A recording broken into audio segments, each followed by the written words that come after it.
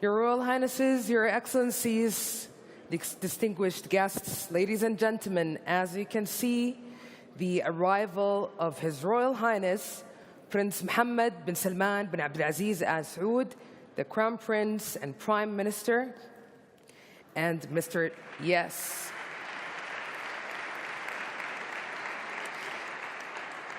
Alongside Mr. Donald J. Trump, the 45th and 47th President of the United States of America.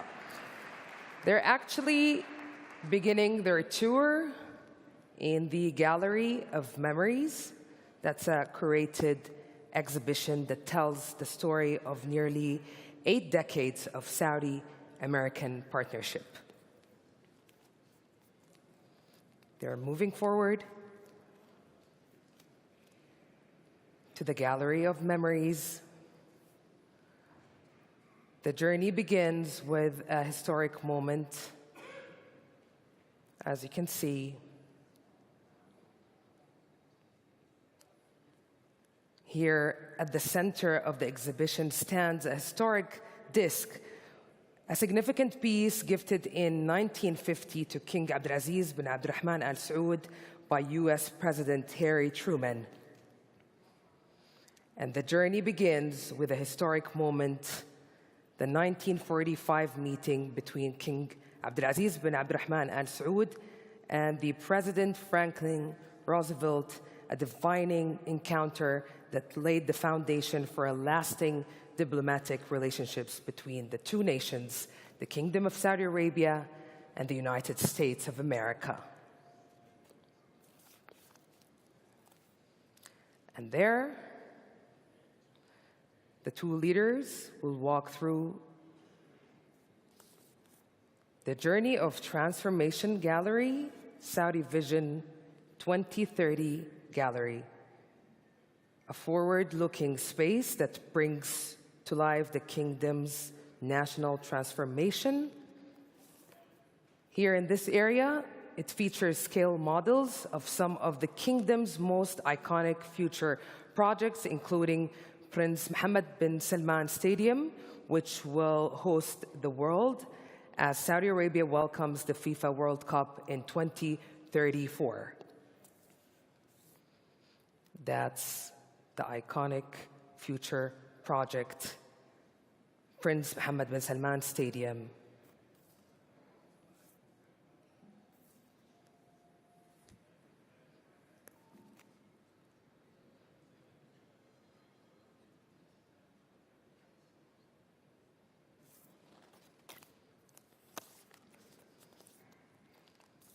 And now, the journey brings the distinguished leaders to the Prosperity Hall, a celebration of enterprise and partnership. Here we have Saudi and American companies stand side by side, showcasing opportunity and innovation.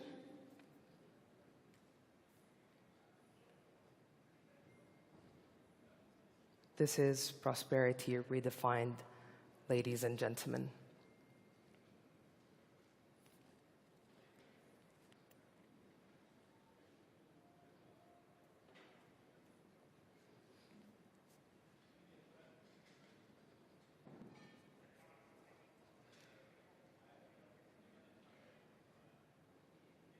We have His Excellency Yasser Mayan, the Governor of BIF, His Excellency Khalid Al-Faleh, Minister of Investment, and Engineer Amin Al-Nasir, CEO of Aramco.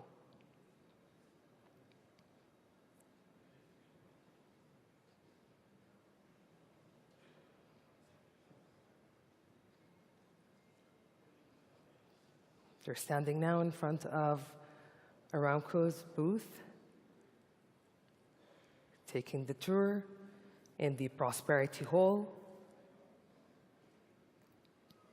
As we mentioned, it's a celebration of enterprise and partnership, showcasing untapped opportunities and innovation. Here we have Jerry Anzarello. This is the master plan for Diriyah, city of the land, birthplace of the Kingdom of Saudi Arabia.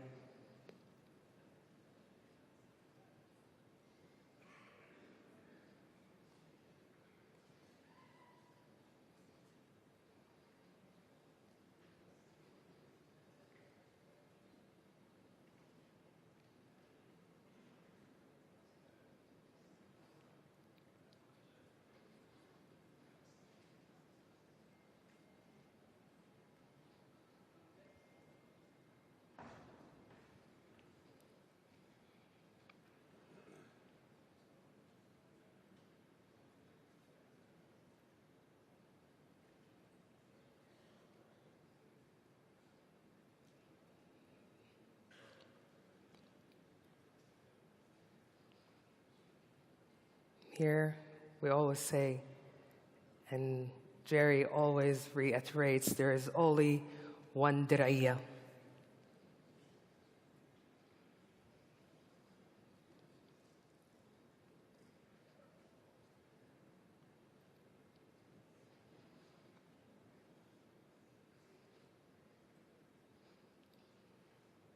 The leaders are continuing the tour in the Prosperity Hall,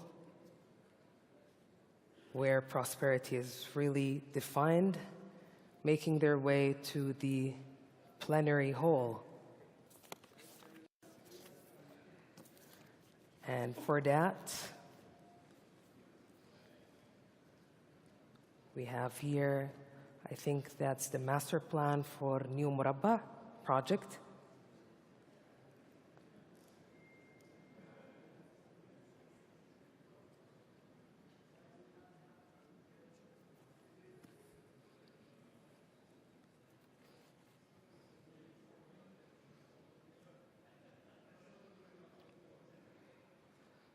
A project that's redefining urban design, planning, and development.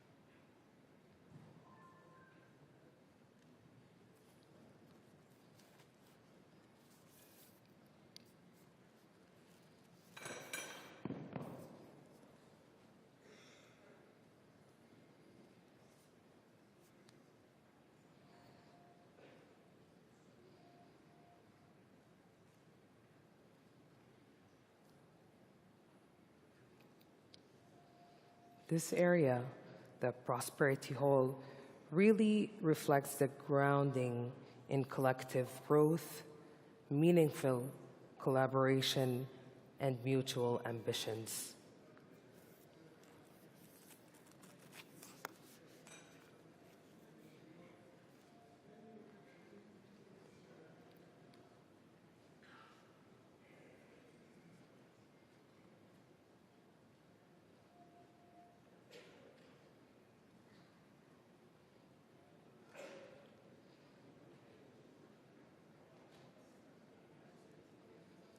Now they're taking a look at the Red Sea Global.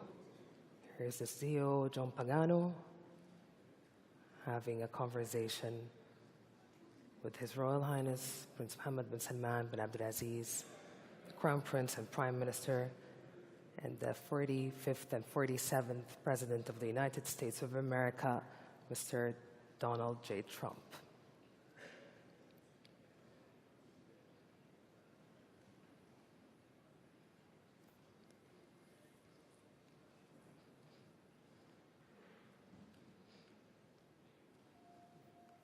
The Red Sea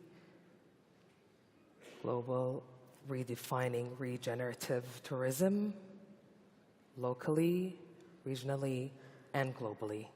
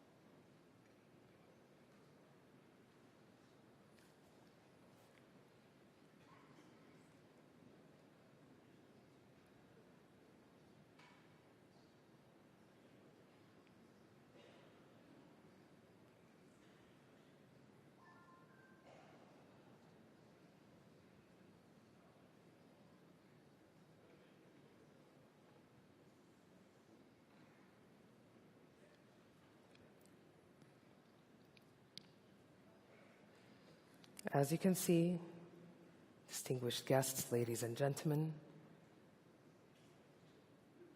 the distinguished leaders are making their way to the plenary hall here as I ask you, all distinguished guests,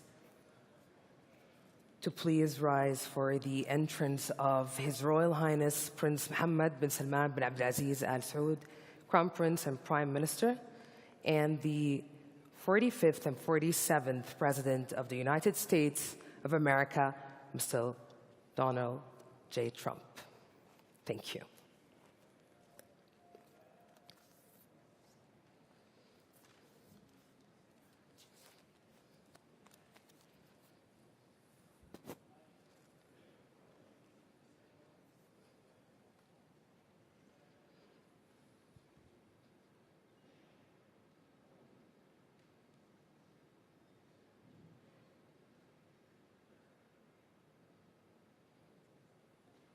Thank you all for your time and patience.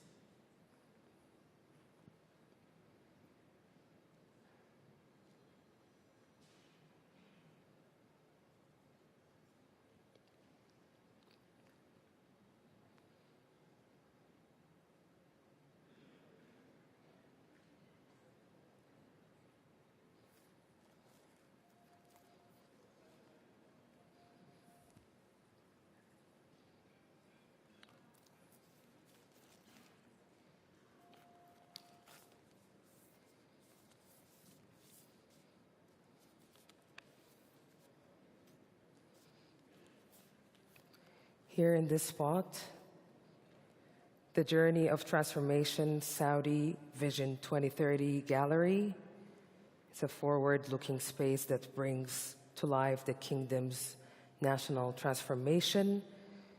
Here we see a full scoop of Saudi Vision 2030, innovation at scale, economic diversification, flourishing tourism, and expansive opportunities to explore. And now, ladies and gentlemen, please welcome His Royal Highness Prince Mohammed bin Salman bin Abdulaziz Al Saud, Crown Prince and Prime Minister, and the 45th and 47th President of the United States of America, Mr. Donald Trump.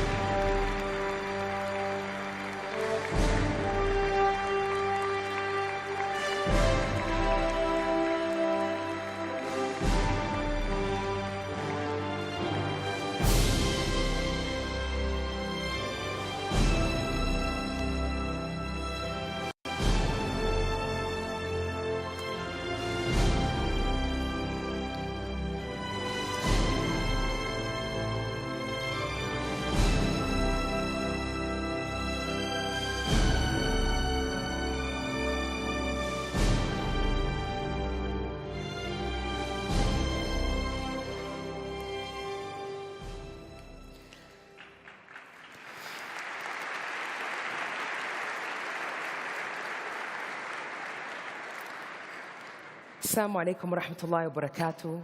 Your Royal Highness, Prince Mohammed bin Salman bin Abdulaziz Al Saud, Crown Prince and Prime Minister, and the 45th and 47th President of the United States of America, Mr. Donald Trump. Ladies and gentlemen, it's truly an honor to welcome you all to the Saudi-US Investment Forum here in the vibrant capital of Riyadh. I'm Mu'amad Dakhil, a Saudi journalist and TV presenter, and it's my great pleasure to be here with you today as we experience a living expression of one of the most influential bilateral relationships in the modern world, the strategic partnership between the Kingdom of Saudi Arabia and the United States of America. And today, here in this room, it manifests in a very tangible, dynamic form with 140 distinguished global speakers, 2,500 delegates in attendance with us today, 15 pivotal panel discussions, and focused dialogues across very critical sectors. And at the center of this momentum are the strategic economic partnership agreements. Signed today, we're talking about 145 investment agreements totaling more than $300 billion US. What a momentum, what a moment. Yes. Oh, yes. This is really energetic. And we have with us the business leaders representing the strategic economic partnership agreements. To commemorate this moment, I'm deeply honored to welcome His Royal Highness Prince Mohammed bin Salman bin Abdulaziz Al Saud, the Crown Prince and Prime Minister, and the 45th and 47th President of the United States of America, Mr. Donald J. Trump. Welcome. Please join the business leaders representing the strategic economic partnership agreements for a memorable photograph. Ladies and gentlemen, a big round of applause and a deep appreciation for this moment and for our distinguished leaders.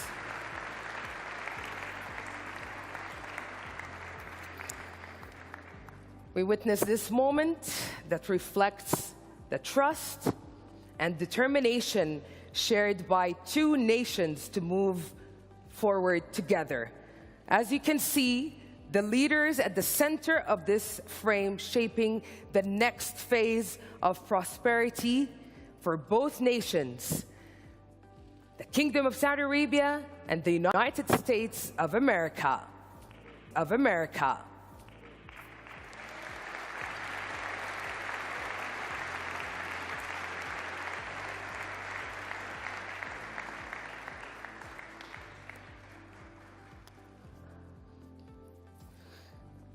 And now, distinguished guests, I'm deeply and truly honored to welcome His Royal Highness Prince Mohammed bin Salman bin Abdulaziz Al Saud, Crown Prince and Prime Minister, to deliver his speech. Welcome, Your Royal Highness. The stage is yours.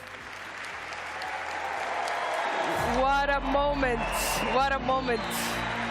What a moment.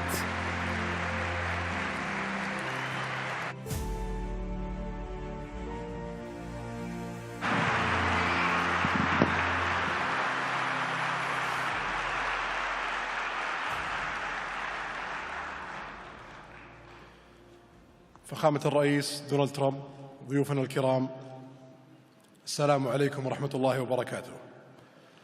نرحب بكم اليوم في المملكة العربية السعودية في المنتدى الاستثماري السعودي الأمريكي، حيث تجمع بلدين صديقين علاقة اقتصادية عميقة بدأت قبل 92 عام، وتحديداً في عام 1933 بتوقيع اتفاقية امتياز التنقيب عن النفط في المملكة مع شركة ستاندرد أويل أوف كاليفورنيا. ونجتمع اليوم لتعميق هذه الشراكة الاستراتيجية في مراحلها المختلفة، من اقتصاد قائم على الموارد الطبيعية إلى اقتصاد مبني على تنويع مصادر الدخل والمعرفة والابتكار. لقد كانت الاستثمارات المشتركة إحدى أهم الركائز في علاقاتنا الاقتصادية، والاقتصاد السعودي حالياً أكبر اقتصاد في المنطقة وأكبر شريك اقتصادي للولايات المتحدة الأمريكية في المنطقة، ومن أسرع الاقتصادات نمواً بين مجموعة ال20. وقد انعكست متانة العلاقات الاقتصادية بين بلدينا على نمو تبادل تجاري إذ بلغ 500 مليار دولار خلال عام 2013 إلى 2024. واليوم نعمل على فرص شراكة بحجم 600 مليار دولار، من بينها اتفاقيات تزيد عن 300 مليار دولار تم الإعلان عنها خلال هذا المنتدى. وسنعمل خلال الأشهر القادمة على المرحلة الثانية لإتمام بقية الاتفاقيات لرفعها إلى تريليون دولار. وتمثل هذه الشراكة المتنامية امتدادا للتعاون المتعدد في المجالات العسكرية والأمنية والاقتصادية والتقنية، بما يعزز المنافع المتبادلة ويدعم فرص العمل في المملكة ويسهم في توطين الصناعة وتنمية المحتوى المحلي ونمو الناتج المحلي. وتعد الولايات المتحدة الأمريكية وجهة رئيسية لصندوق الاستثمارات العامة، حيث تستحوذ نحو 40% من الاستثمارات العالمية، مما يعكس على قدرات الاقتصاد الأمريكي على الابتكار، خصوصا في القطاعات الواعدة مثل التقنية والذكاء الاصطناعي، بما يسهم في نقل المعرفة وتبادل الخبرات. ويبلغ عدد الشركات الأمريكية العاملة والمستثمرة في المملكة العربية السعودية 1300 شركة، تمثل ما يقارب ربع حجم الاستثمار الأجنبي في المملكة. منها 200 شركة اتخذت من المملكة مقرها الإقليمي في المنطقة. لقد استطاعت رؤية 2030 أن تحقق معظم مستهدفاتها وتحدث تحولا اقتصاديا غير مسبوقا يهدف إلى تنويع الاقتصاد وتمكين القطاع الخاص ليكون محرك رئيسي للنمو في أكبر اقتصاد في المنطقة. وقد ارتفعت صادرات المملكة غير نفطية إلى 82 مليار دولار في عام 2024، كما تم توظيف أكثر من 2,400,000 مواطن ومواطنة، وانخفضت نسبة البطالة إلى أدنى مستوى لها تاريخيا مع تضاعف إسهام المرأة في سوق العمل.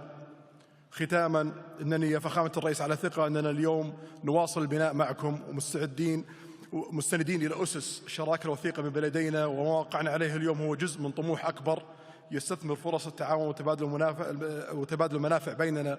فخامة الرئيس، أن عملنا المشترك لا يقتصر على التعاون الاقتصادي، وإنما يمتد إلى عمل على إحلال الأمن والسلام في المنطقة والعالم. مجددا ترحيبي بفخامتكم في المملكة العربية السعودية، ونتطلع الآن للاستماع لكلمة فخامتكم. شكرا.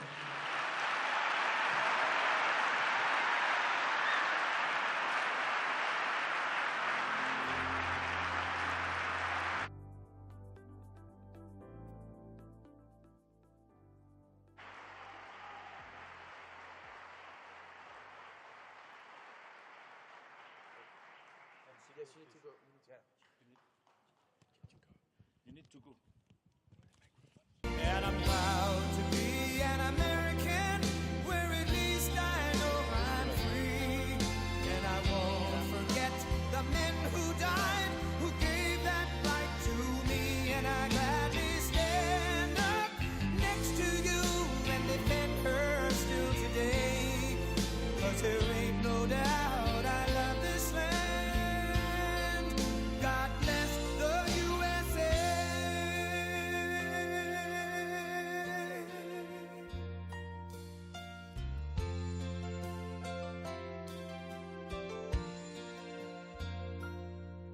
From the lakes of Minnesota to the hills of Tennessee, across the plains of Texas, from sea to shining sea, from Detroit down to Houston and New York to LA, where there's pride in every American heart, and it's time we stand and say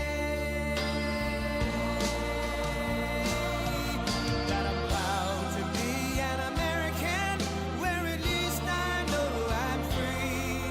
And I won't forget the men who died, who gave that right to me. And I gladly stand up next to you and defend her still today. 'Cause there ain't no doubt I love this land. God bless the USA.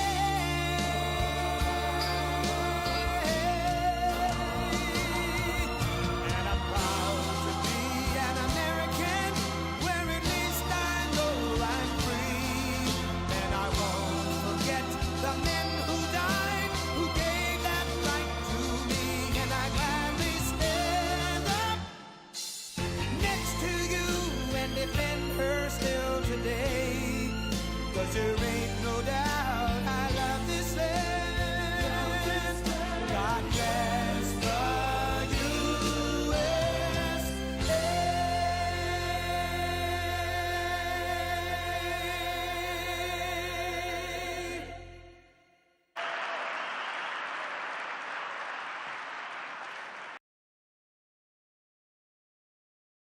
Gave that right to me, and I gladly stand up next to you and defend her still today. 'Cause there ain't no doubt I love this land. God bless the USA.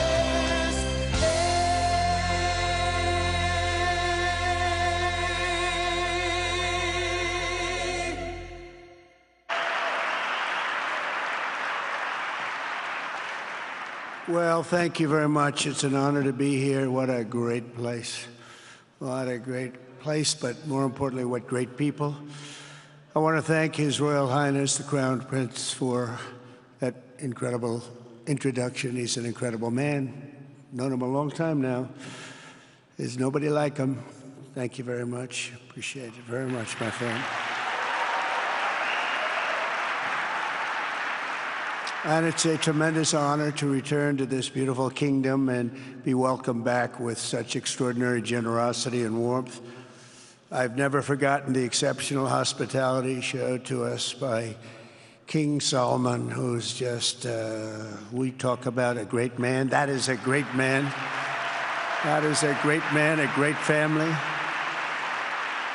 Now, that visit took place exactly 8 years ago. The graciousness of the royal family and the Saudi people is really unsurpassed, no matter where you go.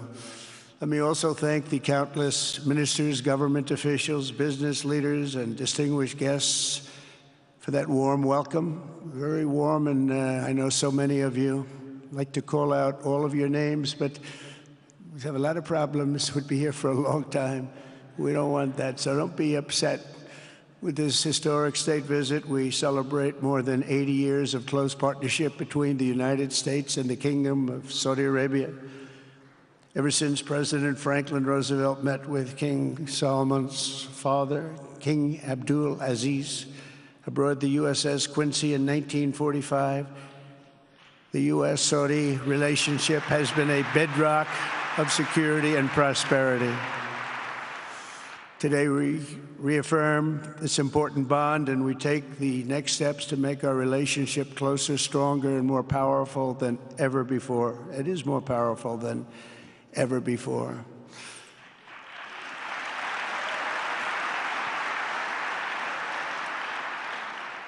And by the way, it will remain that way. We don't go in and out like other people. It will remain that way.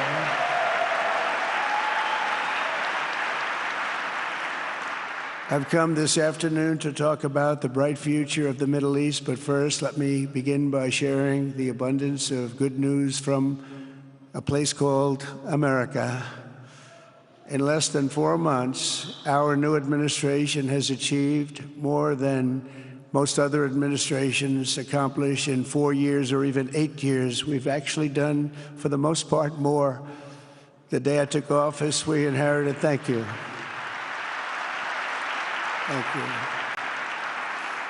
The day I took office, we inherited a colossal invasion on our southern border, an invasion like you'd never want to see here. Nobody should ever want to see it. But within weeks, we slashed illegal border crossings to an all-time low, down 99.999%. That's good, even for this great gentleman standing right in front of me. That's a good number. We had hundreds of thousands of people. They came in at the same time last year. And last month, we had, in this massive border, 3 people that got in. That's quite a difference. And we have no choice but to get a lot of the people that came in because they were not the best people. They were, in many cases, very bad people. We're getting them out. We're getting them out very fast. We're bringing them back to where they came from. We have no choice. After years of military recruiting shortfalls, enlistments in the U.S. Armed Forces are now the highest in 30 years because there is such an incredible spirit in the United States of America. We have tremendous spirit again. Just about a year ago, it was a big story, front page on every paper all over the world, that nobody wanted to enlist in our military, meaning we were way under enlisted. And just last week it came out that we had the strongest enlistment. They say 30 years, but probably it's maybe ever.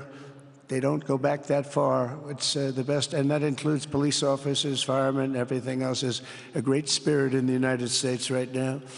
A brand new poll from Rasmussen just showed that the number of Americans who believe the nation is on the right track, they have a right track, wrong track, is now the highest in over 20 years. And it hasn't been anything like this because for many years it was the wrong track. And I can tell you for the last 4 years it was definitely the wrong track, but it's the highest it's been in many, many years. We renamed the Gulf of Mexico into the Gulf of America. That was very popular, other than perhaps with Mexico. And most importantly, for the people in this room, the days of economic misery under the last administration are rapidly giving way to the greatest economy in the history of the world. We are rocking. The United States is the hottest country, with the exception of your country, I have to say, right? I'm not going to take that on. No, Mohammed, I'm not going to take that on. Wouldn't that be a terrible thing if I made that full statement? But I will not do it. You're hotter. At least as long as I'm up here, you're hotter. But groceries, gasoline, energy, and all other prices are down with no inflation. We have no inflation, and in a few short weeks, we've created 464,000 brand new jobs. Think of that. It's almost 500,000 jobs created just in a matter of weeks. We just reached a historic trade agreement with the United Kingdom, and over the weekend we reached a breakthrough agreement with China. Both outstanding deals. China's agreed. We have to get it down. We have to get the little details down. And Scott, you're going to work on that very hard, but China's agreed to open up to the United States for trade and everything else. But they have to do it, so we'll see what happens. But we had a very, very good meeting with both of those countries. We are cutting 10 old regulations for every new regulation. We're getting rid of all of the red tape that is so many, frankly, countries, as they get older, they develop a lot of red tape, and we're getting rid of it. We're getting rid of it at record levels. And I'm pleased to report that the United States Congress is on the verge of passing the largest tax cut and regulation cut in American history. We think we're in good shape to get that.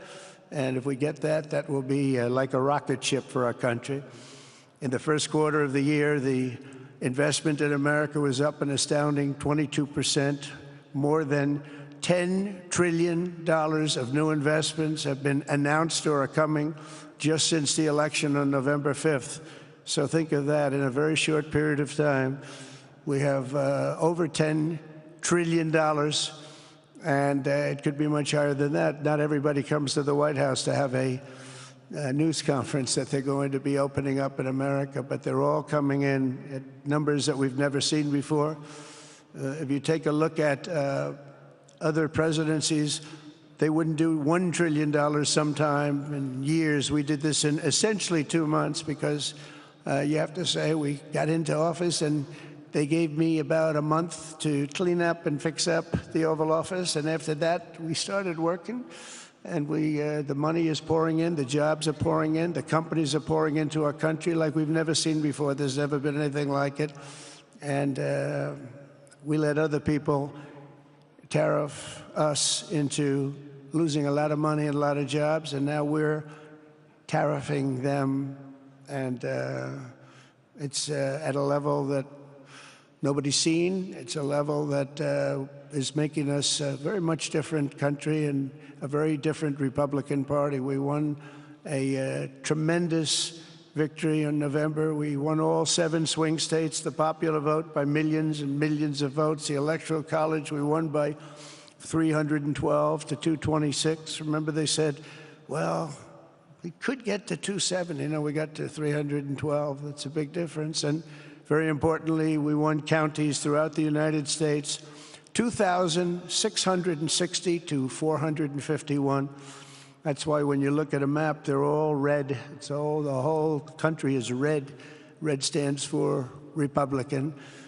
From the moment on and from the moment we started, we've seen wealth that just poured and is pouring back into America.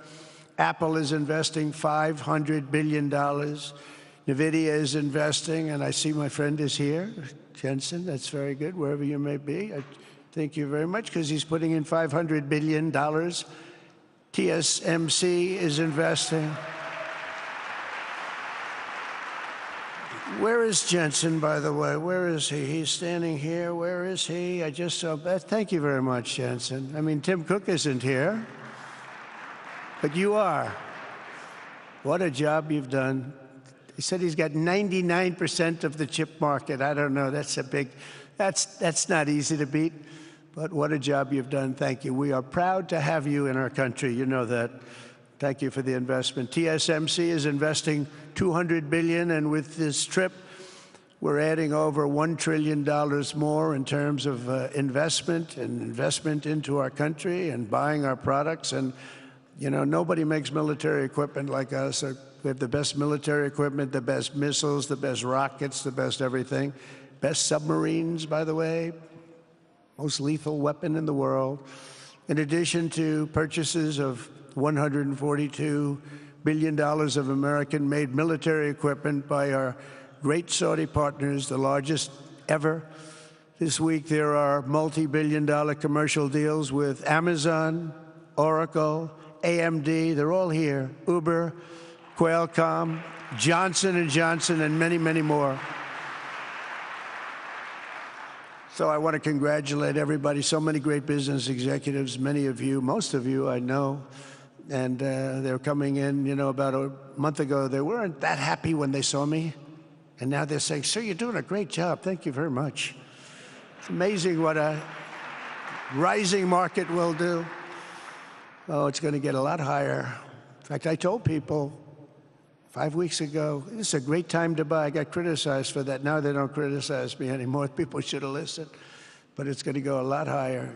You see, we've never had anything like this happen. It's an explosion of investment and jobs, and great companies are coming in. Never seen anything like it. There's no better place to make a future or make a fortune, or do anything, frankly, than what we have in the United States of America under a certain president, Donald J. Trump. I have the right attitude. I have the same attitude that the people in the front row, second row, third row have.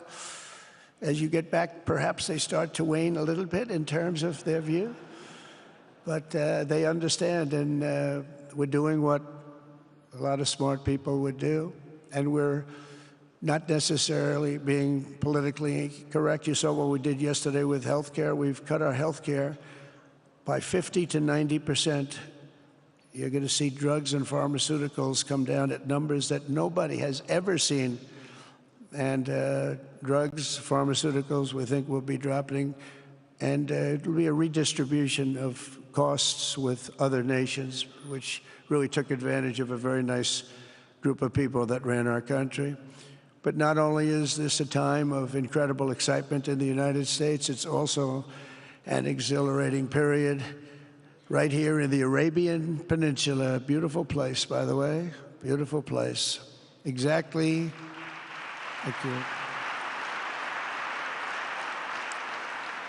Exactly 8 years ago this month, I stood in this very room and looked forward to a future in which the nations of this region would drive the forces of terrorism and extremism, drive them right out of existence, and take your place among the proudest, most prosperous, most successful nations anywhere in the world as leaders of a modern and rising Middle East. So exciting. So exciting.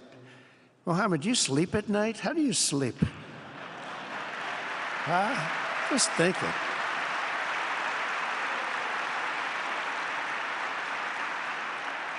What a job. He tosses and turns like some of us. Tosses and turns all night. How do I make it even better all night? It's the ones that don't toss and turn. They're the ones that will never take you to the promised land, won't they? But you have done some job. True. But critics doubted that it was possible what you've done. But over the past 8 years, Saudi Arabia has proved the critics totally wrong.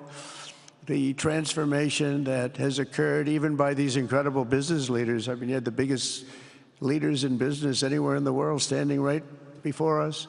But the transformation that has occurred under the leadership of King Salman and Crown Prince Mohammed has been truly extraordinary. Such a thing has, I don't think, ever happened before. I've never seen anything at that scale happen before. And I guess, you know, maybe you could say the United States is doing pretty well too, you know, but I don't think too many people have seen that happen before. Majestic skyscrapers, the towers that I see, the difference between now and 8 years ago. And 8 years ago was very impressive, but the towers that I see rising, some of the exhibits that I was shown by Mohammed, what I've seen there is just an amazing, it's an amazing process, amazing genius of so many people, architecture, but I have a feeling I know where many of those ideas came from. Happens to be sitting right in this room right before me, but the towers and all of the different, I've seen a lot of different towers. I didn't think there's any version of a tower that I haven't seen in one form or another. I just passed 4 exhibits. I have never seen anything like any of them. So it's going to be very exciting. And they sit among the ancient wonders of a growing and exciting city. It's really amazing. Riyadh is becoming not just a seat of government, but a major business, cultural, and high-tech capital of the entire world. The World Cup is here. Johnny, just stand up, Johnny. Johnny, thank you, Johnny.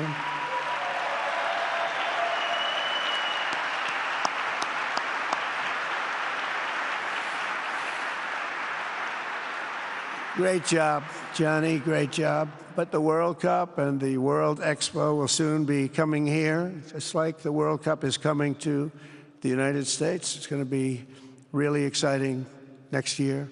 The engines of Formula One racing now roar through the streets of Jeddah in a historic milestone. Other industries recently surpassed oil. Think of it. All of your other industries now have surpassed oil. I don't know if a lot of people will understand what that means. It's so big to make up a majority of the Saudi economy for the very first time ever. So think of that. Other industries are now bigger even than oil, which is always going to be a big monster. It's a big one. But that's a great tribute to you and economic development properly used. In other cities throughout the peninsula, places like Dubai and Abu Dhabi, Doha, Muscat, the transformations have been unbelievably remarkable. Before our eyes, a new generation of leaders is transcending the ancient conflicts of tired divisions of the past and forging a future where the Middle East is defined by commerce, not chaos, where it exports technology, not terrorism, and where people of different nations, religions, and creeds are building cities together, not bombing each other out of existence. We don't want that.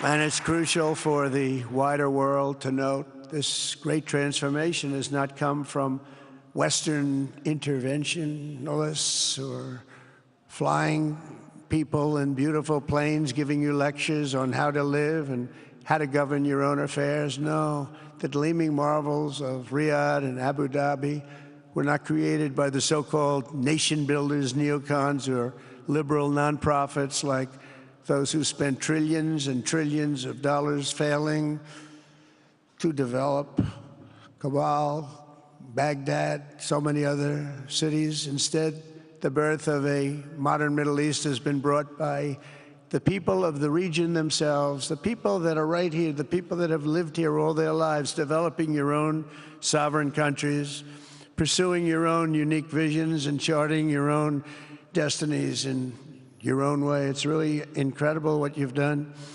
In the end, the so-called nation builders wrecked far more nations than they built, and the interventionists were intervening in complex societies that they did not even understand themselves. They told you how to do it, but they had no idea how to do it themselves. Peace, prosperity, and progress ultimately came not from a radical rejection of your heritage, but rather from embracing your national traditions and embracing that same heritage that you love so dearly.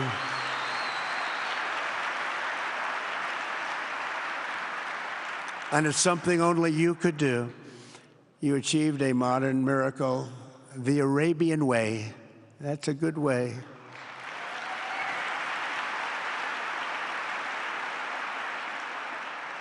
Today, the Gulf nations have shown this entire region a path towards safe and orderly societies with improving quality of life, flourishing economic growth, expanding personal freedoms, and increasing responsibilities on the world stage. After so many decades of conflict, finally it is within our grasp to reach the future that generations before us could only dream about, a land of peace, safety, harmony, opportunity, innovation, and achievement right here in the Middle East. So beautiful. It's such a beautiful thing that's happening. I guess, you know, the people that are here can't even really appreciate it because you see it happening, and it's when you come to a place that you haven't seen in 5 years or 10 years or 20 years that it's even more incredible. When I left office just over 4 years ago, that future seemed almost impossible, what you've done. Together we had obliterated the killers of ISIS. We wiped them out, terminated its founder and leader, al-Baghdadi. We had healed the divide in the Gulf Cooperation Council, it's a very big deal, and united the nations of the region to stand against the enemies of all civilization. We'd imposed unprecedented sanctions on Iran and starved the regime of resources to fund terror. They were unable to fund anything because they had no money left. They had no money. But the new administration came in and let them have a lot of money, and you saw what happened. It was not money well spent. And with the historic Abraham Accords that we're so proud of, all the momentum was aimed at peace, and it aimed very successfully. It's been an amazing thing, the Abraham Accords, and it's my fervent hope, wish, and even my dream that Saudi Arabia, a place I have such respect for, especially over the last fairly short period of time, what you've been able to do, but we'll soon be joining the Abraham Accords. I think it'll be a tremendous tribute to your country, and it will be something that's really going to be very important for the future of the Middle East. I took a risk in doing them, and they've been an absolute bonanza for the countries that have joined. The Biden administration did nothing for 4 years. We would have had it filled out. But it will be a special day in the Middle East with the whole world watching when Saudi Arabia joins us, and you'll be greatly honoring me, and you'll be greatly honoring all of those people that have fought so hard for the Middle East. And I really think it's going to be something special, but you'll do it in your own time, and that's what I want, and that's what you want, and that's the way it's going to be. When I left office, the only thing still standing between this region and its unbelievable potential was a small group of rogue actors and violent thugs seeking constantly to drag the Middle East backward and into havoc, mayhem, and indeed into war. Unfortunately, instead of confronting these destructive forces, the last U.S. administration chose to enrich them and empower them and give them billions and billions of dollars.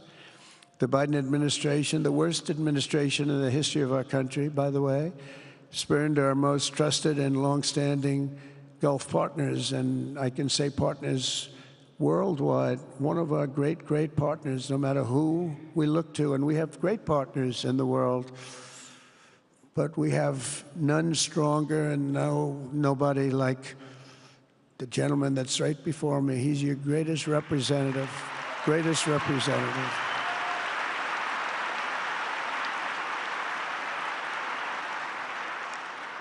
And if I didn't like him, I'd get out of here so fast.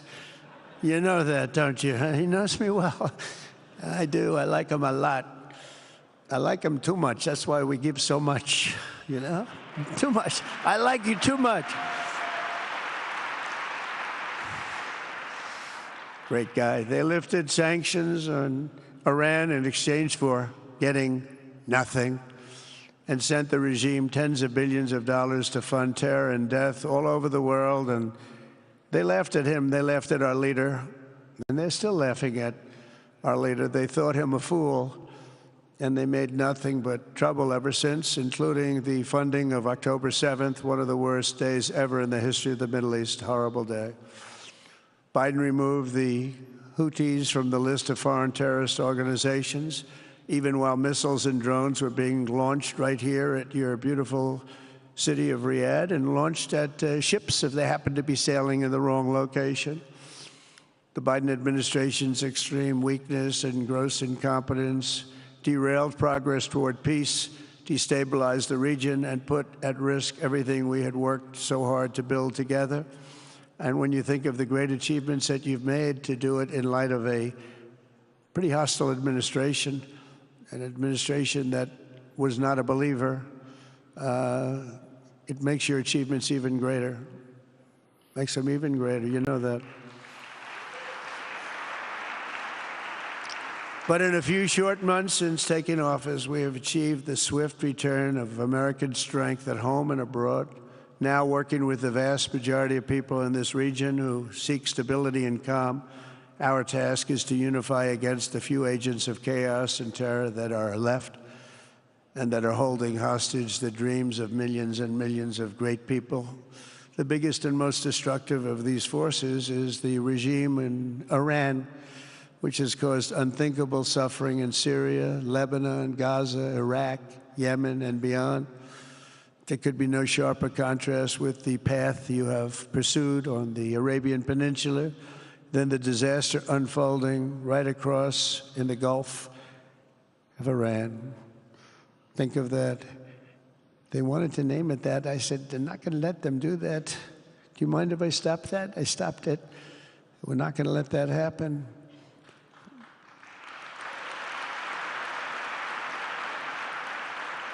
While you have been constructing the world's tallest skyscrapers in Jeddah and Dubai, Tehran's 1979 landmarks are collapsing into rubble and dust. They had it going for a little while under a much different system, but those buildings are largely falling apart, falling down, while you're building some of the world's biggest and most incredible infrastructure projects. Buildings, all sorts of things you're building that nobody's ever even seen before. Iran's decades of neglect and mismanagement have left the country plagued by rolling blackouts lasting for hours a day. All the time you hear about it. While your skill has turned dry deserts into fertile farmland, Iran's leaders have managed to turn green farmland into dry deserts as their corrupt water mafia, it's called it the water mafia, causes droughts and empty riverbeds. They get rich, but they don't let the people have any of it. And then, of course, there's the key difference at the root of it all. While the Arab states have focused on becoming pillars of regional stability and world commerce, Iran's leaders have focused on stealing their people's wealth to fund terror and bloodshed abroad. Most tragic of all, they have dragged down an entire region with them. Countless lives were lost in the Iranian effort to maintain a crumbling regime in Syria. Look at what happened with Syria. In Lebanon, their Hezbollah proxies have pillaged the hopes of a nation whose capital, Beirut, was once called the Paris of the Middle East. Can you imagine? All of this misery and so much more was entirely avoidable, absolutely avoidable. And Mohammed knew that. He knew that. Smart people knew that. If only the Iranian regime had focused on building their nation up instead of tearing the region down. Yet I'm here today not merely to condemn the past chaos of Iran's leaders, but to offer them a new path and a much better path toward a far better and more hopeful future. As I've shown repeatedly, I am willing to end past conflicts and forge new partnerships for a better and more stable world, even if our differences may be very profound, which obviously they are in the case of Iran. I have never believed in having permanent enemies. I am different than a lot of people think. I don't like permanent enemies, but sometimes you need enemies to do the job, and you have to do it right. Enemies get you motivated. In fact, some of the closest friends of the United States of America are nations we fought wars against in generations past, and now they're our friends and our allies. I want to make a deal with Iran. If I can make a deal with Iran, I'll be very happy if we're going to make your region and the world a safer place. But if Iran's leadership rejects this olive branch and continues to attack their neighbors, then we will have no choice but to inflict massive, maximum pressure drive Iranian oil exports to zero like I did before. If you know that, they were a virtually bankrupt country because of what I did. They had no money for terror. They had no money for Hamas or Hezbollah, and take all action required to stop the regime from ever having a nuclear weapon. Iran will never have a nuclear weapon.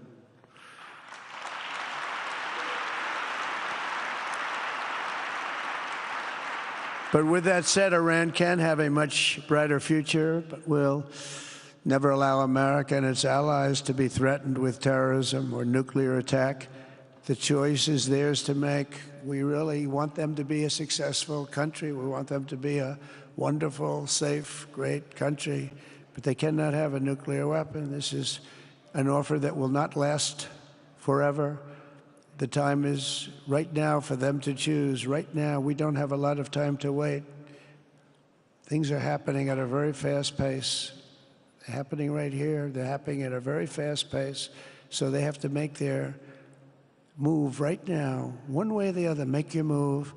As I said in my inaugural address, my greatest hope is to be a peacemaker and to be a unifier. I don't like war. We have the greatest military, by the way, in the history of the world. You know, I rebuilt our military in my first 4 years and rebuilt it into the most powerful military there is. And you saw that when I knocked out ISIS in 3 weeks. People said it would take 4 years, 5 years. I did it. We did it in 3 weeks. Just days ago, my administration successfully brokered a historic ceasefire to stop the escalating violence between India and Pakistan. And I used trade to a large extent to do it. I said, fellas, come on, let's make a deal. Let's do some trading. Let's not trade nuclear missiles. Let's trade the things that you make so beautifully. And they both have very powerful leaders, very strong leaders, good leaders, smart leaders. And it all stopped. Hopefully it'll remain that way, but it all stopped. I was very proud of Marco Rubio and all of the people that worked so hard. Marco, stand up. What a great job you did on that. Thank you, J.D. Vance, Marco. The whole group worked with you, but it was a great job. And I think they're actually getting along. Maybe we can even get them together a little bit, Marco, where they go out and have a nice dinner together. Wouldn't that be nice? But we've come a long way, and it's could be, you know, millions of people could have died from that conflict that started off small and was getting bigger and bigger and bigger by the day. I've also been working relentlessly to end the terrible bloodshed between Russia and Ukraine, and very importantly, talks are being held in Turkey later this week, probably on Thursday, and they could produce some pretty good results. Our people are going to be going there. Marco's going to be going there. Others are going to be going, and we'll see if we can get it done. 5,000 people, young people for the most part, soldiers from Ukraine, soldiers from Russia. They're not from here and they're not from the United States, but they're souls. They're souls. I think usually, mostly, they're young, beautiful souls that left their parents waving goodbye, left their brothers and sisters. Goodbye, I'll see you soon. And they got blown to pieces.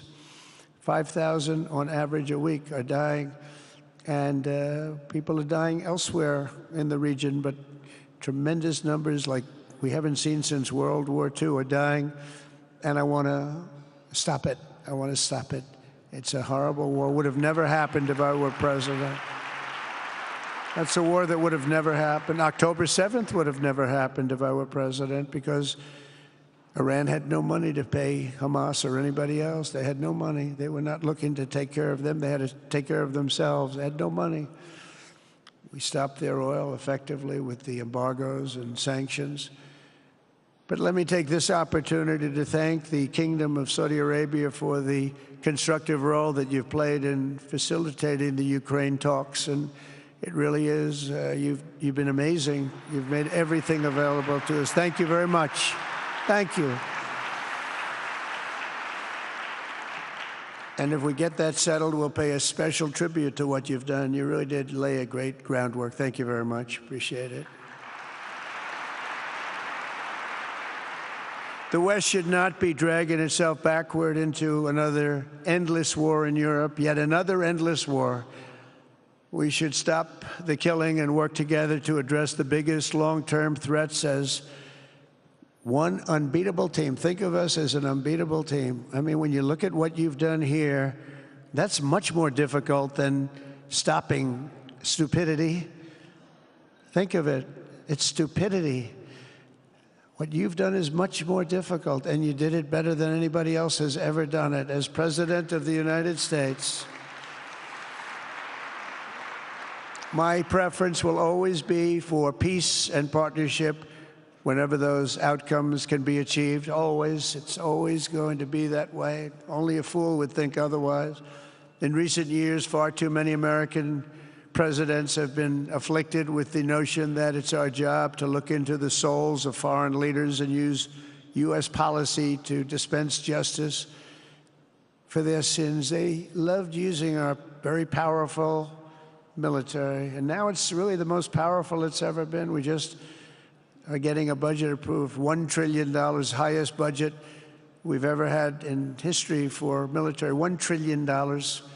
And we're getting the greatest missiles, the greatest weapons. And, you know, I hate to do it, but you have to do it because we believe in peace through strength. You have to have the strength, otherwise bad things could happen. But hopefully we'll never have to use any of those weapons. Seems to be an awfully big waste of money if you're never going to use them, but hopefully we'll never have to use them because the destructive power of some of those weapons are like nobody's seen before.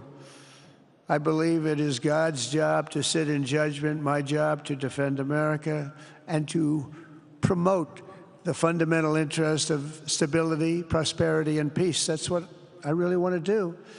I will never hesitate to wield American power if it's necessary to defend the United States or to help defend our allies.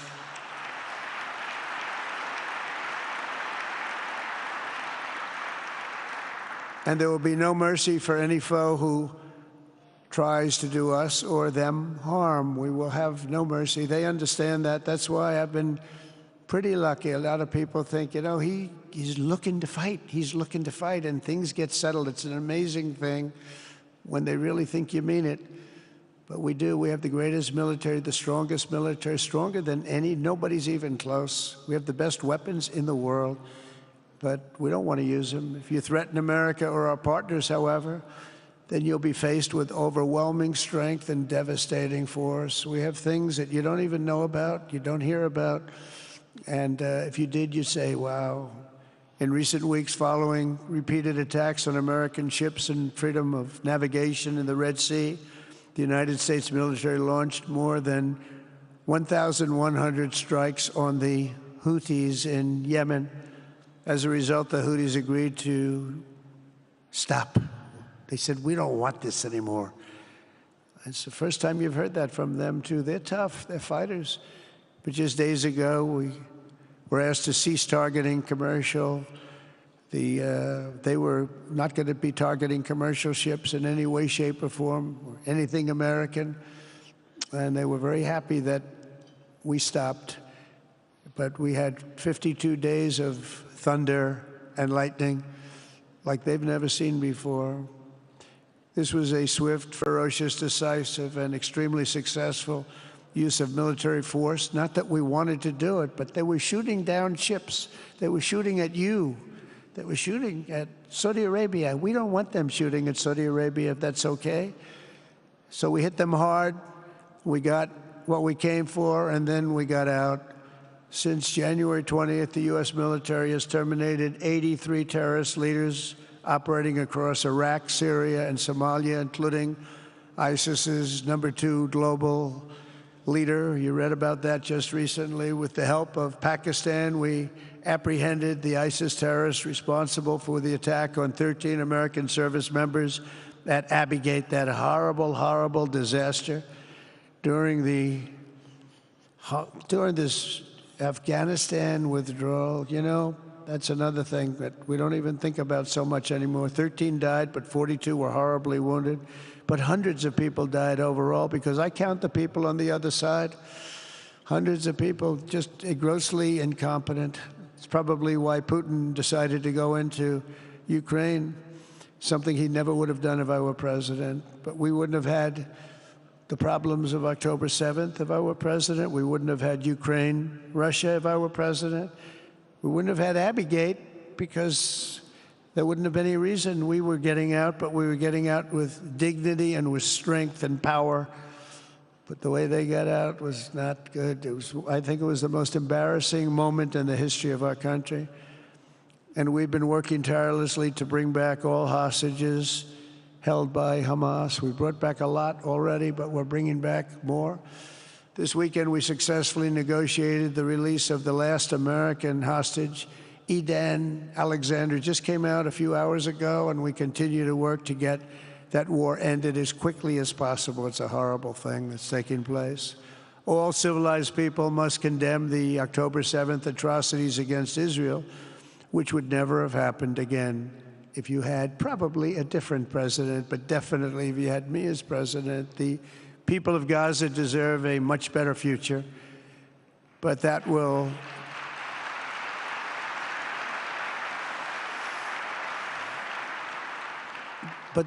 or can not occur as long as their leaders choose to kidnap, torture, and target innocent men, women, and children for political ends. The way those people are treated in Gaza, there's not a place in the world where people are treated so badly. It's horrible.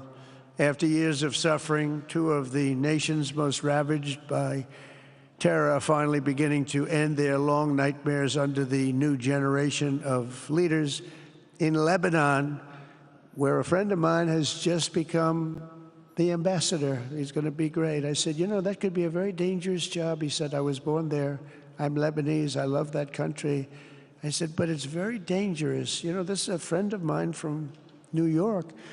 I said, but it's very dangerous. Are you sure you want to do it? I never thought of him as being a warrior, but he is a warrior. He loves his country. He said, if I'm injured or die, I'm dying for a country that I love. He grew up there.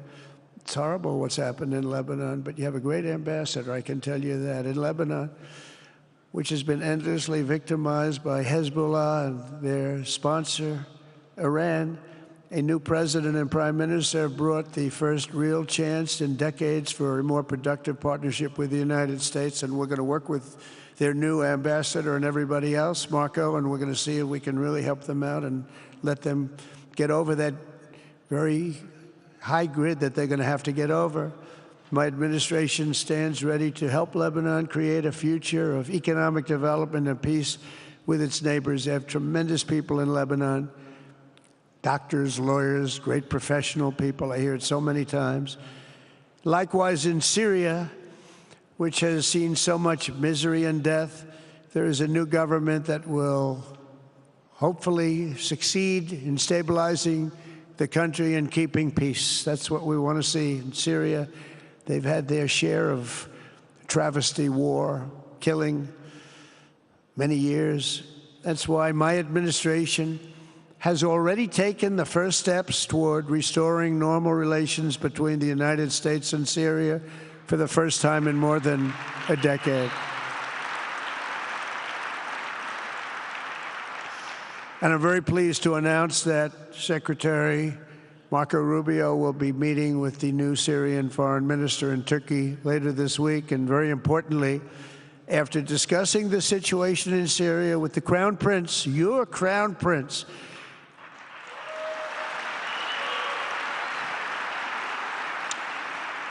and also with President Erdogan of Turkey, who called me the other day and asked for a very similar thing, among others, and friends of mine, people that I have a lot of respect for in the Middle East, I will be ordering the cessation of sanctions against Syria in order to give them a chance at greatness.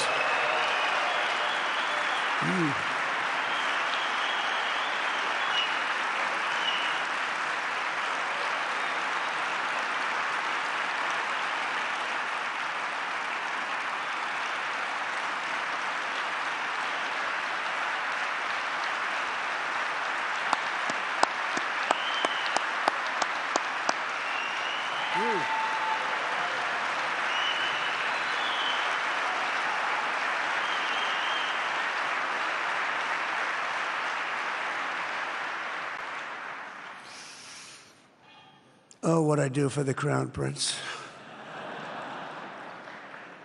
The sanctions were brutal and crippling and served as an important function, nevertheless, at the time. But now it's their time to shine. It's their time to shine. We're taking them all off, and they're going to have, I think they're going to have, based on the people and the spirit and everything else that I'm hearing about.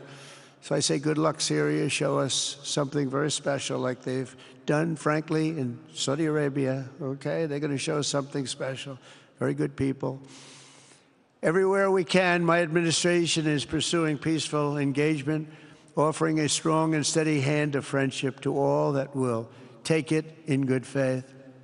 Together, we have made unprecedented strides and tremendous progress, and we're still just at the dawn of the bright new day that awaits for the people of the Middle East, the great, great people of the Middle East. If the responsible nations of this region seize this moment, put aside your differences and focus on the interests that unite you, then all of humanity will soon be amazed at what they will see right here in this geographic center of the world. It really is. It's like a center of the world and the spiritual heart of its greatest faiths. For the first time in 1,000 years, the world will look at this region not as a place of turmoil and strife and war and death, but as a land of opportunity and hope, just like you've done right here, a cultural and commercial crossroads of the planet. Security and stability will lift millions into lives of safety and success, and the nations of this region will be free to realize your highest destinies, honor your proud histories, harness amazing new opportunities, and bring incredible glory to Almighty God. People will come from all over the globe to be inspired by the cities you build, the businesses you create, the technologies you invent, and the beauty, talent, and potential you unleash right in the hearts of your citizens. Each of you will be able to take tremendous pride in the legacy you will leave to your children, because you will have given them the ultimate blessings of prosperity and peace. So important. In the United States, we've launched the golden age of America. It's the golden age. We see it. We see it with all that money, trillions and trillions of dollars pouring in, hundreds of thousands of jobs coming in with it. And with the help of the people of the Middle East, the people in this room, partners throughout the region, the golden age of the Middle East can proceed right alongside of us. We will work together. We will be together. We will succeed together. We will win together. And we will always be friends.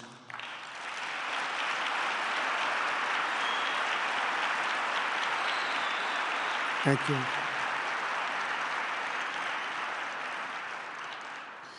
So, Mohammed, I want to thank you again very much for having me. And as a representative of what I think is the greatest nation in the world, we are with you all the way, and you have a tremendous future. Thank you very much. And please pay my respects to your father. Thank you very much. Thank you.